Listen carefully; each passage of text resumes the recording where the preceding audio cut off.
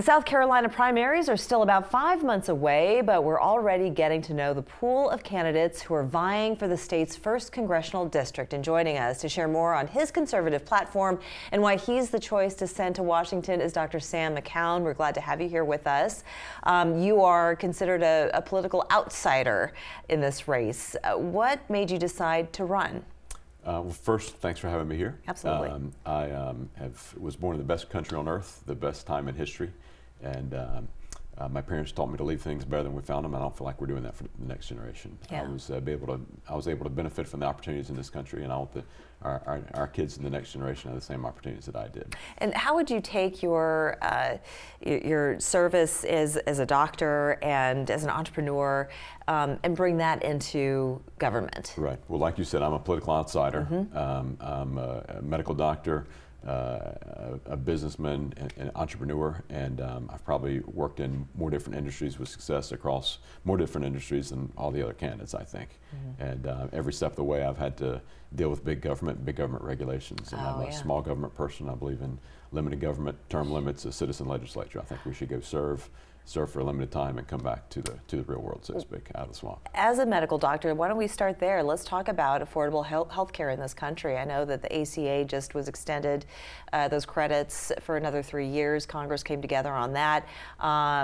What are your thoughts on the current state of health care in this country? So health care is broken. Mm-hmm. Obamacare has failed us.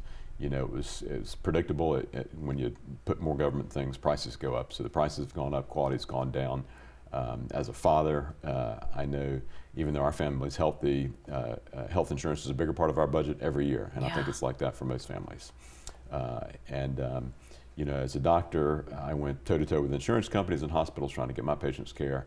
I have physician friends that tell me all the time they're spending more and more time calling insurance companies, writing letters to insurance companies trying to get approvals. Mm-hmm. I think I have more experience and knowledge in this area than anybody else in the race. You know, I want to bring common sense ideas, creative solutions to put more free market into it, to have more competition. Competition will drive down prices, that's the key. Do you also find that a lot of people are not choosing to enter the medical field because of all the bureaucracy and red tape? Oh, I'm sure it's a dissuader. Yeah. I have 4 kids, 3 boys and a girl. My sons are all Eagle Scouts like me. My daughter followed in family footsteps. My wife's a doctor. She's in med school right now. Oh, congratulations. You must be very proud. Yeah, I'm happy for her. Yeah, absolutely. Yeah. All right, let's talk about affordability overall. Just living here, especially in the Lowcountry, is extremely expensive. And a lot of people, they'd like to live where they work. Right. And that's become more and more difficult. How would you go about tamping down the rise in cost of living here? Well, we have an affordability crisis, not just here, but in the country. Indeed. And I think it's important to talk about how we got here, to talk about how to fix it. So Bidenomics was basically unrestrained government spending, which means we had money printing, because it was the only way to spend that much money, and that causes inflation, and that hurts everybody across all segments of the economy. The other thing I think you should bring up for a second is the border. When you increase the population by 8% with illegal aliens being invited into the country, you know, that increases demand for everything, demand for housing. Look at your car insurance bill. Look at the way your underinsured went up.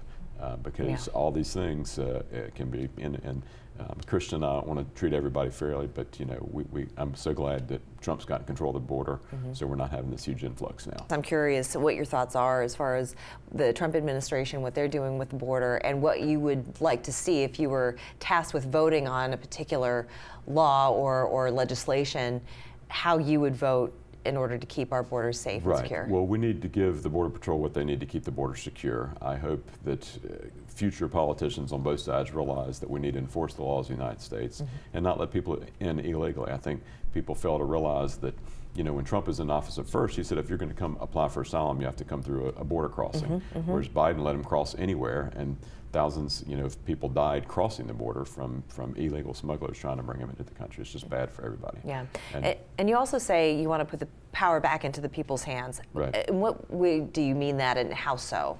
How would you do we that? need to. There's an old saying that if government is big enough to do everything for you, it's big enough to take everything from you. And I feel like that's where we are today. We need more free enterprise, less government mandates, and We need just less government overall, so you have more individual liberty. And we need to follow the Constitution and push power back to the states where the people are better represented. Yeah, and where do you think the Lowcountry in particular is falling behind when we talk about education or infrastructure? What are your thoughts on those two particular very important topics that are on a lot of people's minds? Right. I mean, we can talk about both of them are very important. You know, infrastructure is an investment in business, and we've had COVID caused a big influx, and the blue states, people in the blue states are moving to the red states. And I hope the blue states learn from that and try to shrink their governments because there's more income inequality in the blue states than there are here. But that's created a huge amount of demand on infrastructure, roads, you know, that crumble and flood, and bridges, and you know, in infrastructure. Energy is a part of that, you know, to repair infrastructure and everything else, people's utility bills, energy is key. So we need to lower energy costs. Very good. And what is your website? SamMcCown.com. All right, for information on how you can support his campaign as well as any events that are coming up, make sure you go to the website. I want to thank you very much, Doctor, for joining us. Okay. Appreciate it. We'll be back. Thank you for having me. After this.